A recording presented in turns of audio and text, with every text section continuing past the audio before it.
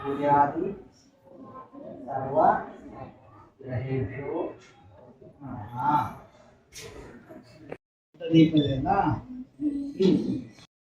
ಸ್ವಲ್ಪ ಆಯ್ತಾ ಇಲ್ಲಿ ಮಧ್ಯದಲ್ಲಿ ಗೋಲ ಹಾಕಿ ಪೂಜೆ ಮಾಡಿದ್ದಲ್ಲ ದಕ್ಷಿಣಾಮೂರ್ತಿ ಪೂಜೆ ಮಾಡಿ ದಕ್ಷಿಣಾಮೂರ್ತಿ ದೇವರಂದ್ರೆ ಯಾರು ಗೊತ್ತುಂಟಾ ಈಶ್ವರದೇವರು ಗೊತ್ತುಂಟು ಈಶ್ವರದೇವರು ಅಲ್ಲಿ ಕೈಲಾಸ ಪರ್ವತದಿಂದ ಆವಾಹನೆ ಮಾಡಿ ದ್ವಾದಶರಾಶಿ ನವಗ್ರಹ ಸಮೇತನಾದಂತಹ ದಕ್ಷಿಣಾಮೂರ್ತಿ ದೋಷಗಳನ್ನು ಪರಿಹರಿಸಿದಂತಹ ಪರಿಹಾರ ಮಾಡಿಕೊಳ್ಬೇಕಂತ ಈ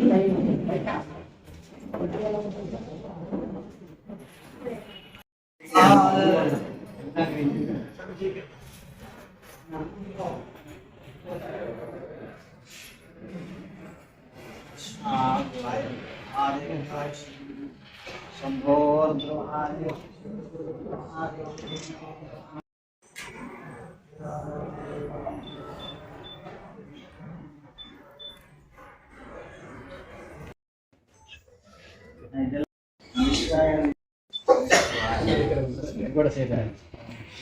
शिवाय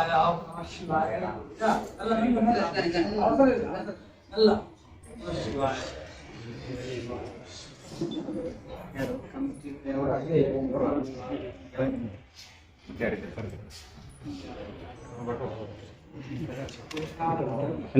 सुराची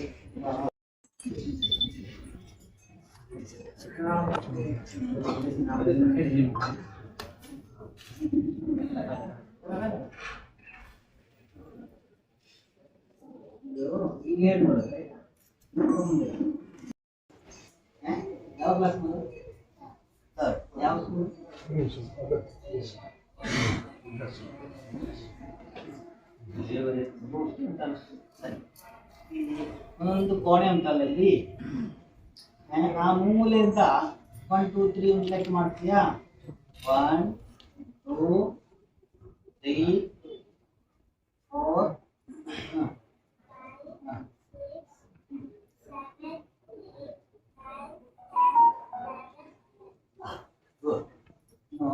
ಸ್ವಲ್ಪ ಕರೆದ ಮೇಲೆ ಇದು ಅಂತ ಹೇಳ್ತೆ ಇದು ಅಂತ ಹೇಳುವಾಗ ಕೈಯಲ್ಲಿ ಕೊಟ್ಟದ್ದೆಲ್ಲ ಎಲ್ಲಿ ಇಟ್ಟಿದ್ಯೋ ಅಲ್ಲಿಗೆ ಎಲ್ಲ ಹೀಗೆ ಮಾಡಿ ಹೀಗೇನೆ ಇರ್ಬೇಕು. ಪುನಃ ಹೇಳ್ತೇನೆ, ನಾನು ಹೇಳಿದ್ರೆ ಮಾತ್ರ ಇರ್ಬೇಕಷ್ಟೇ, ಬೇರೆ ಯಾರಾದ್ರೂ ಇರೋದು ಅಂತೆಲ್ಲ ಇರ್ಬಾರ್ದು.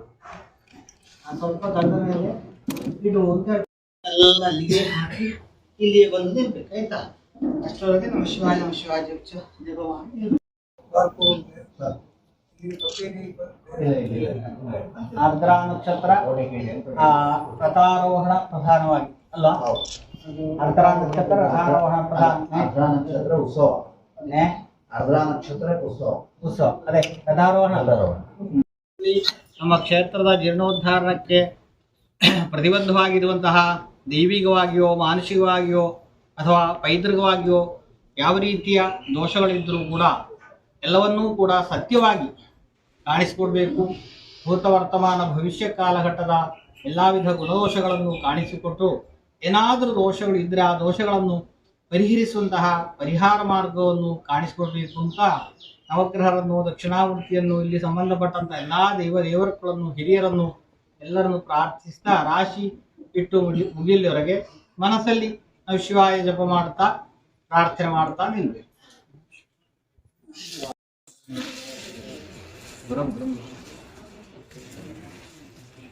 तस्मै श्री गुरुवे नमः. प्रतिज्ञानं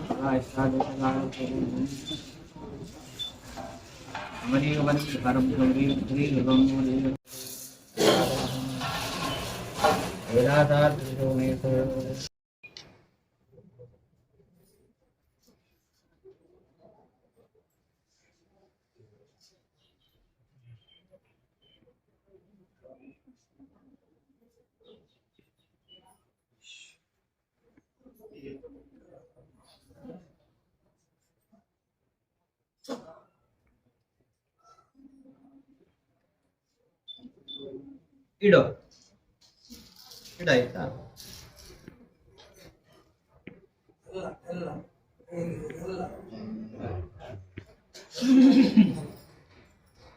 ಇನ್ನು ಕೈಯಲ್ಲಿ ಎಲ್ಲಿಯಾದ್ರೂ ಒಂದು ಮುಟ್ಟಿ ಬಿಡ ಆಯ್ತಾ, ಆಚೆ ಕೈಯಲ್ಲಿ ಮೈ ಮೇಲೆ ಎಲ್ಲಿಯಾದ್ರೂ ಒಂದು ಮುಟ್ಟಿ ಬಿಡ, ಆ ಕೈಯಲ್ಲಿ ಎಲ್ಲಿಯಾದ್ರೂ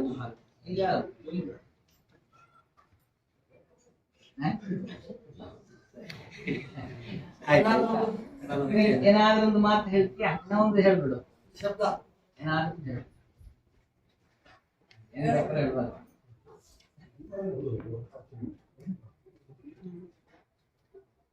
ಏನಾದೊಂದು ವರ್ಗ ಹೇಳು.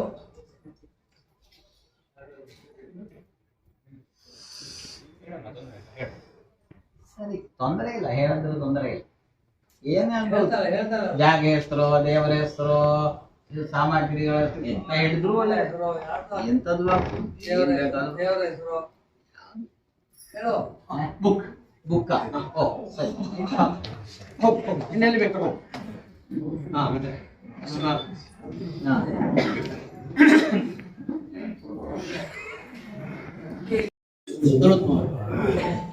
ದಕ್ಷಿಣ ಶರ, ದಕ್ಷಿಣ ಶರ, ಮಕರ ಪುಷ್ಪಾಕ್ಷರ ಅಧೋಭಾಗೆ, ಪುಷ್ಪಾಕ್ಷರದ ಅಧೋಭಾಗೆ ಭೂಮೌ ಊರ್ಧ್ವಮುಖ. ಪಶ್ಚಿಮ ಪ್ಲವ ಅಂದ್ರೆ ಸಾಕು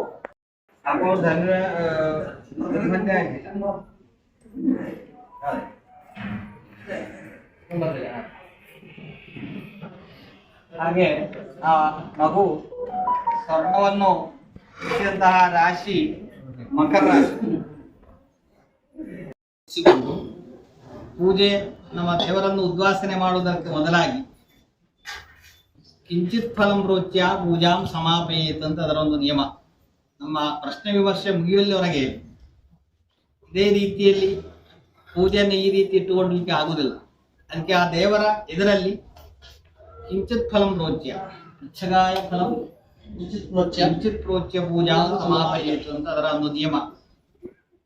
ಹಾಗೆ ಮಕರ ರಾಶಿ ಸ್ವರ್ಣಾರೂಢವಾಗಿ ಆ ರಾಶಿಯಲ್ಲಿ ಆದಿತ್ಯ ಮತ್ತು ಬುಧರು, ದ್ವಿತೀಯದಲ್ಲಿ ಚಂದ್ರ ಶನಿ ಮಾಂದ್ಯಲ್ಲ, ತೃತೀಯದಲ್ಲಿ ಶುಕ್ರ ಮತ್ತು ರಾಹು, ಚತುರ್ಥ ಭಾವಶುದ್ಧಿ, ಪಂಚಮದಲ್ಲಿ ಗುರು, ಷಷ್ಠದಲ್ಲಿ ಕುಜ, ಸಪ್ತಮಾಷ್ಟಮ ಭಾವಗಳು ಶುದ್ಧ, ನವಮದಲ್ಲಿ ಕೇತು, ದಶಮ ಭಾವ ಶುದ್ಧ, 11 ಅರಿವಿಲ್ಲ, 11, 12ನೇ ಭಾವಗಳು ಏಕಾಶ ಭಾವ ದ್ವಾಶ ಭಾವದಲ್ಲಿ ಗ್ರಹಸ್ಥಿತಿ ಇಲ್ಲ.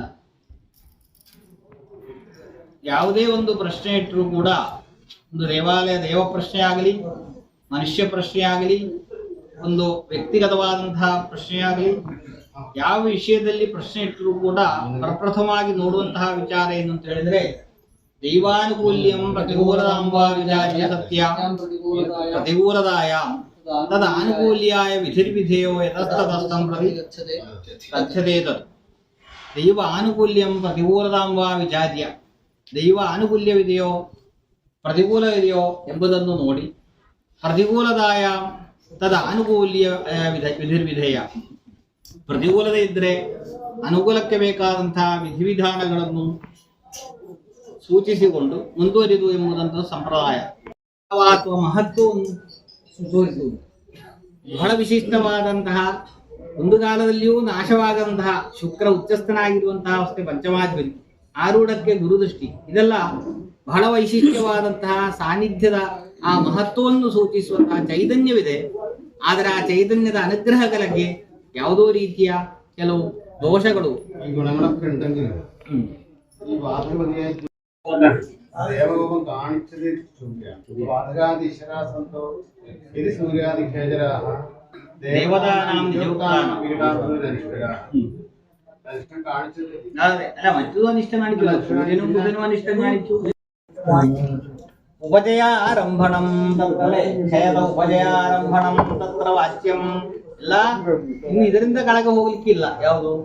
ಭೂಮಿಯಲ್ಲಿ ಅಡಿಭಾಗದಲ್ಲಿ ಮೇಲ್ಮುಖ, ಆ ಅಡಿಭಾಗದಲ್ಲಿ ಮೇಲ್ಮುಖವಾಗಿ ಬಂದರೆ ಕ್ಷಯದ ಉಪಜಯ ಆರಂಭಣಂ ತತ್ರ ವಾಚ್ಯಂ, ಎಲ್ಲಾ ಕ್ಷಯ ಮುಗಿದು ಉಪಜಯಾರಂಭಣಂ, ಉಪಜಯಕ್ಕಿರುವ ಆರಂಭ ಆಯಿತು ಎಂಬಂತಹ ಒಂದು ಸಮಾಧಾನವನ್ನು ಕಾಣಿಸ್ತದೆ.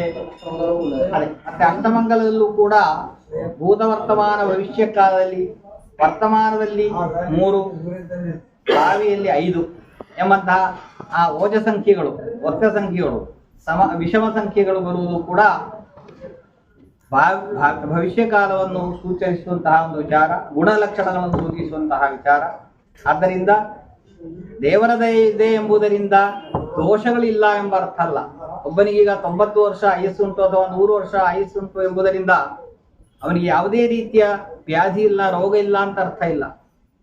ಆದರೆ ದೇವರ ದಯೆ ಇರುವಂತಹ ರಾಶಿ ಬಂದದ್ದರಿಂದ ಏನು ದೋಷ ಎಂಬುದನ್ನು ಕಂಡುಹಿಡಿಯಲಿಕ್ಕೆ ಸಾಧ್ಯ. ಆ ದೋಷಗಳಿಗೆ ಪ್ರತಿವಿಧಿಗಳು ಮಾಡಲಿಕ್ಕೆ ಸಾಧ್ಯ. ಪ್ರತಿವಿಧಿಗಳು ಮಾಡಿದ್ರೂ ಕೂಡ ಕೆಲವು ಸಂದರ್ಭದಲ್ಲಿ ದೇವರ ದಯೆ ಇಲ್ಲದಿದ್ದರೆ ಫಲ ಸಿಕ್ಕುವುದಿಲ್ಲ. ಒಳ್ಳೆ ಸಮಯ ಅಲ್ಲ ಅಥವಾ ದೇವರ ದಯೆ ಇಲ್ಲದಿದ್ದರೆ ಸತ್ಕರ್ಮಗಳು, ಆ ಪ್ರಾಯಶ್ಚಿತ್ತಗಳು ಹೇಳಿದ್ರೂ ಕೂಡ ಮಾಡ್ಲಿಕ್ಕೆ ಆಗುದಿಲ್ಲ, ಅಥವಾ ಮಾಡಿದ್ರೂ ಕೂಡ ಫಲ ಸಿಕ್ಕುವುದಿಲ್ಲ. ಈಗ ಹಾಗಲ್ಲ. ಆರೂಢ ರಾಶಿಯಿಂದಲೂ ಉದಯ ರಾಶಿ ಮೇಡ ಆರೂಢ ಉದಯ ರಾಶಿಗಳಿಂದಲೂ ಕೂಡ ದೇವತಾದಯೆ ಇರುವುದರಿಂದ ನಮಗೆ ಆ ದೋಷಗಳನ್ನು ಕಂಡುಹಿಡಿದು ಪರಿಹರಿಸಲಿಕ್ಕೆ ಸಾಧ್ಯ ಎಂಬಂತಹ ಸೂಚನೆಯನ್ನು ಸೂಚಿಸ್ತದೆ. ಇನ್ನು ಬಾಕಿ ಗಣಿತ ಭಾಗಗಳನ್ನೆಲ್ಲ ಮಾಡಿ ಆಮೇಲೆ ವಿಮರ್ಶೆ ಶುರು ಮಾಡುವುದು. ಹಾಗೆ ಎಲ್ಲರೂ ಕೂಡ ದಕ್ಷಿಣಾವರ್ತಿ ನವಗ್ರಹವನ್ನು